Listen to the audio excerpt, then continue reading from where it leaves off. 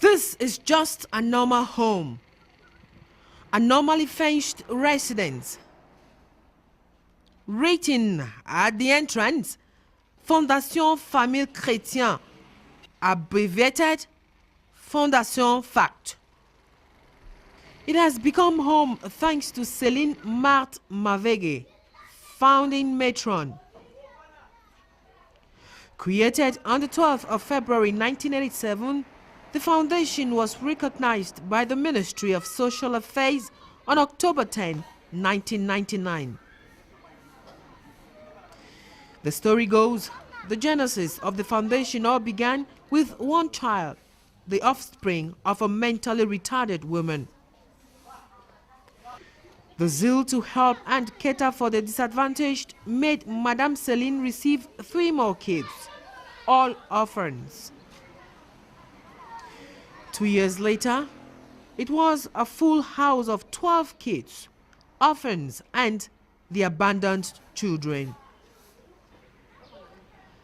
There was therefore a need to reorganize the house, since up till this point in time, all was done in one room. From orphans to abandoned kids, God added the handicapped children and also maltreated children in the society.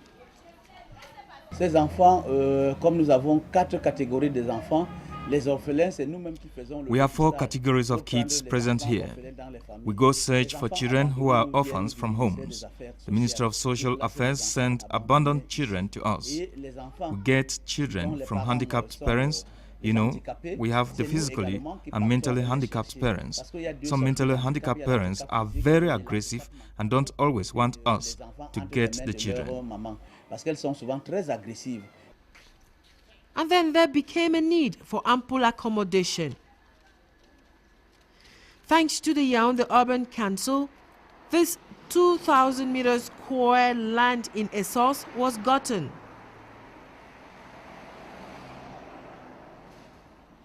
The site was constructed by the real estate company known as Maitu.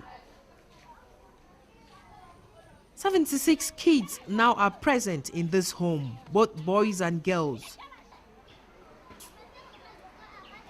There are only 24 beds in the whole center. This is the ladies' quarters. Of course, the usual toys.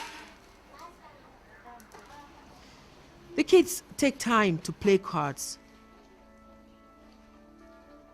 It all looks so nice, but at night, 3 or 4 kids share one bed.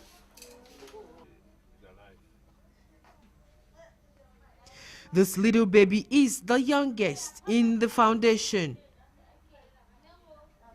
Her 18-year-old mother was brutally raped and abandoned. Here, she has found home.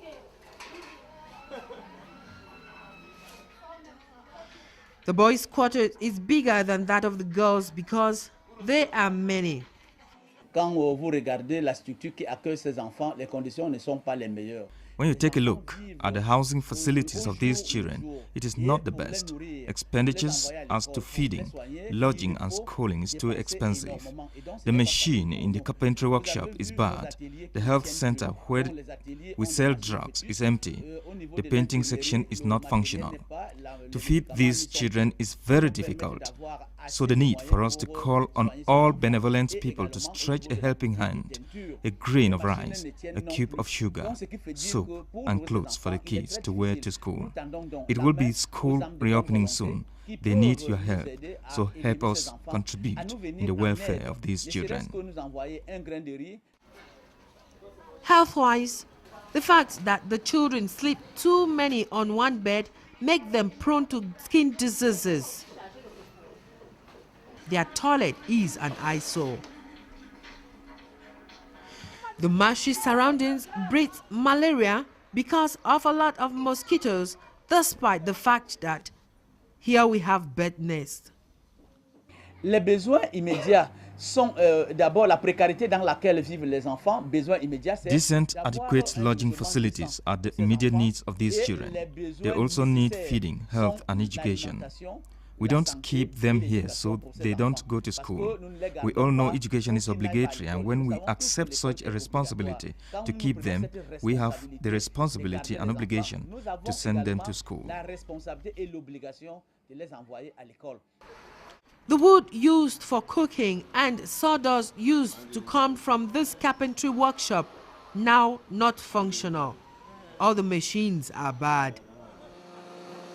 J'ai été reçu sur la fondation à l'âge de 5 ans et je suis le premier pensionnaire d'ici. At 5 years old, I came here. I learned carpentry thanks to the foundation.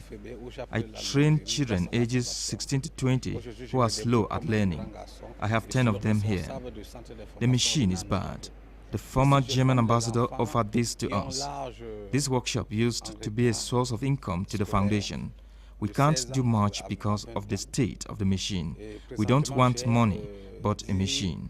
The workshop used to help in providing wood and sawdust for the kitchen to prepare food. Now we have it no more. Somebody help us. The Social Affairs Ministry brought me here. When we get up, we brush up. Everyone does work apportioned to him. We wash our faces. We bathe the little children. We take breakfast. We play a bit, then we bathe. At midday, we eat and watch TV. At 8 p.m., we go to bed.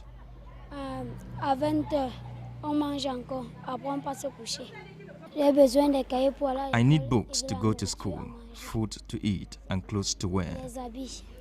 I am an orphan. My mother died when I had 2 years old, and I didn't know my father. I've never seen him, even on a picture. And so some of her friends took care of me before bringing me here. And how is your stay here? Do you like it? Yes, I like it, but sometimes, there's no place where you can find problems. So we just live as life could give us. And so how do you live here? How do you live? Just tell us your daily activities, what you do. And here, when we get up in the morning, everybody has his own duty. Example, sweeping the ground or washing dresses for little children. And we have also difficulties. Visitors can come and give food, but during a time the food will finish, and there are some days we just stay without eating. For somebody who really wants to help us build the house, because when we usually sleep here, there are some insects. There's some people who doesn't like insects, and how can I say, to provide us with food the way that we will never lack food again, and to help us pay the school fees of some children. Away from school, the kids have a classroom for additional classes, but still need out-of-school teachers for extra classes. Repetition as per age group has primary school kids use the class in the morning, secondary level during the afternoons, and those attending universities late into the night as they can go. The foundation even go at times without electricity and water due to unpaid water and electricity bills. Thank God there is this wall to supply water.